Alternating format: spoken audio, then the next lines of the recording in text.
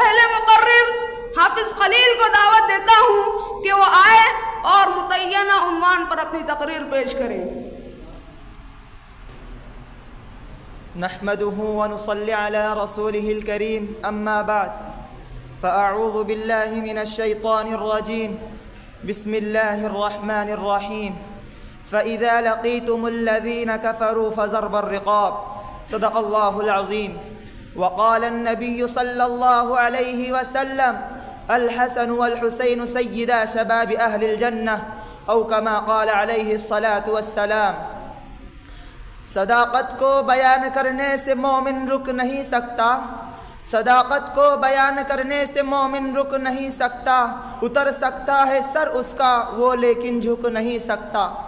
کٹا کر گردنیں دکھلا گئے اپنی خدا والے، کٹا کر گردنیں دکھلا گئے اپنی خدا والے، کبھی بندوں کے آگے جھک نہیں سکتے خدا والے۔ محترم صدر جلسہ، معزز اساتذہ اکرام، شمع نبوت کے پروانوں، سن 61 ہجری محرم الحرام کے مہینے میں خانواد نبوت کے درجنوں افراد دین کی حفاظت کرتے ہوئے کربلا کے میدان میں شہید ہوئے۔ آپ صلی اللہ علیہ وسلم کے نواسے حضرت حسین، ان کے بیٹے، ان کے بھتیجے، ان کے بھائی اور ان کے رفقا سمیت 72 افراد کو شہید کر دیا گیا۔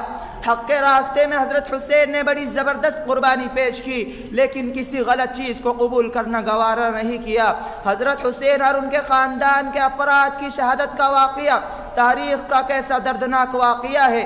علی اصغر جو حضرت حسین کے چھوٹے بیٹے تھے اور 6 ماہ کے تھے، جب ظالموں نے پانی پر قبضہ کر لیا تو حضرت حسین اور ان کے ساتھی پیاس کی شدت سے سخت پریشانی میں مبتلا ہو گئے، یہاں تک کہ خاندان نبوت کی خواتین اور ماؤں کی چھاتیاں خشک ہو گئی اور ایک بوند بھی پانی نہ بچا جو علی اصغر کو پلایا جاتا۔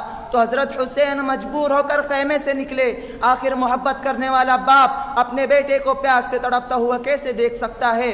آپ نے ظالموں سے کہا کہ اس معصوم بچے کا حلق خشک ہو چکا ہے، اس نے تمہارا کیا بگاڑا ہے؟ یہ اللہ کے پاک رسول کے خاندان کا بچہ ہے، تم اسے پانی دے دو۔ کن الفاظ کے ساتھ بیان کیا جائے کہ پانی دینا تو دور، حضرت حسین جب اس بچے کو لے کر یہ باتیں کہہ رہے تھے تو اسی دوران لشکر میں سے کسی ظالم نے تیر چلایا جو اس بچے کی گردن میں پیوست ہو گیا۔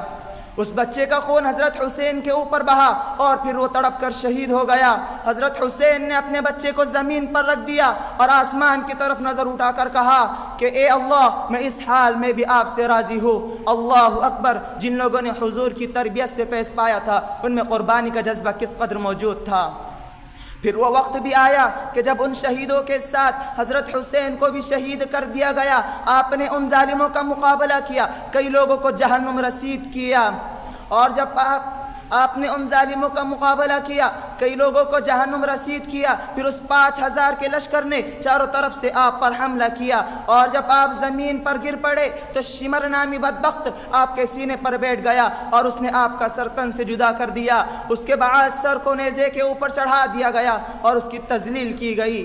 حضرات حسین کون؟ علی کے نور نظر، فاطمہ کے گوشے جگر، سید الکونین کی آنکھوں کے تارے، اصحاب نبی کے پیارے، امت مسلمہ کے دلوں کی دھڑکن، منبع جود و سخا، معدن عشق و وفا، شجاعت و بہادری کے پیکر، محبوب خدا کے محبوب، جن کو زبان فیض رسالت نے سیدہ شباب اہل الجنہ کہہ کر پکارا۔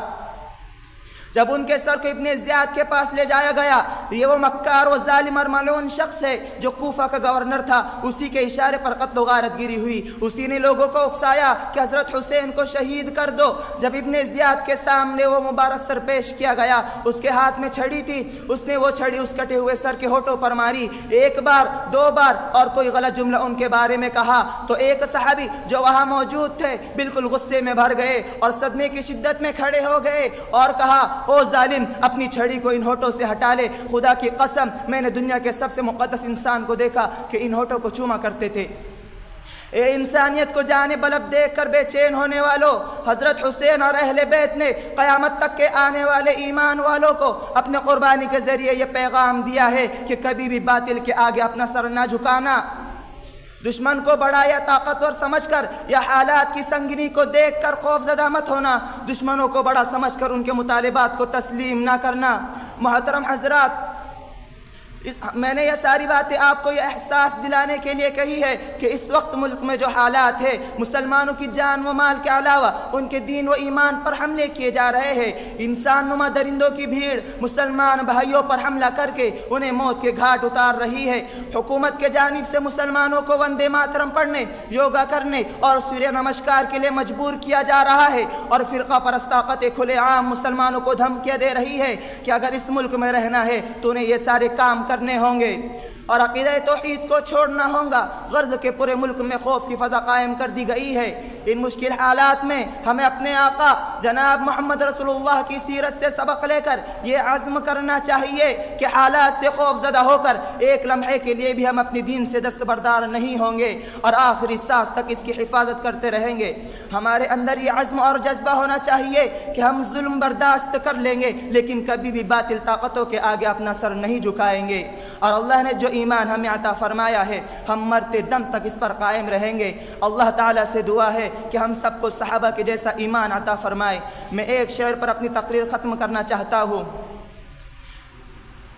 یہ عظمت باطل دھوکہ ہے، یہ شوکت باطل کچھ بھی نہیں۔ یہ عظمت باطل دھوکہ ہے، یہ شوکت باطل کچھ بھی نہیں۔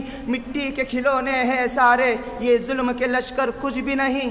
اللہ سے ڈرنے والوں کو طاقت سے ڈرانا مشکل ہے، جب خوف خدا ہو دل میں تو یہ قیصر و کسریٰ کچھ بھی نہیں۔ اسلام اگر دستور نہیں، قرآن اگر منشور نہیں، پھر افسوس ہے اس آزادی پر، یہ ملک و ملت کچھ بھی نہیں۔ وآخر دعوانا ان الحمد للہ رب العالمین۔